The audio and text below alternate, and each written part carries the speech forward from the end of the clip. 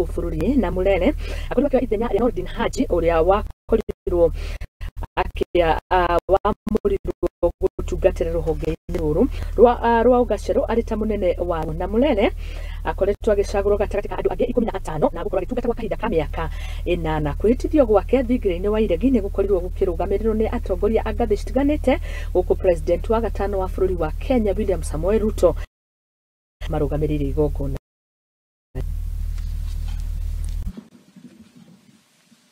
I, Renson Mulele Ngonga, do solemnly affirm that I will well and truly serve the people and the Republic of Kenya in the office of the Director of Public Prosecutions, that I will at all times and to the best of my knowledge and ability protect, administer, and defend this Constitution and exercise the constitutional functions entrusted to me with a view to upholding the dignity and the respect for the criminal justice system of Kenya. Madam Chief Justice and President of the Supreme Court, Mr. Speaker, sir, and distinguished leaders present here, Bwana DPP.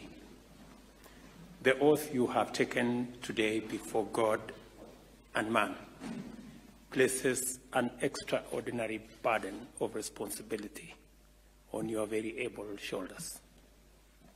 It is a solemn commitment to serve with fidelity, to pursue justice without fear or favor, and to uphold the rule of law in every decision that you will be making. You assume office at a unique time in our nation's history.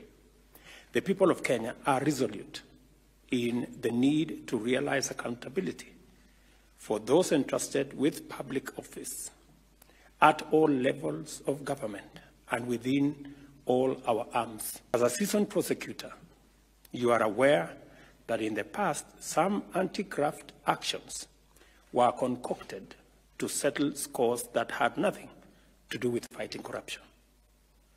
Kenyans hope, and I hope, that under your tenure, the war on corruption will not be used to settle political scores, to target persons for their beliefs, or to pressure persons to abandon their rights and principles.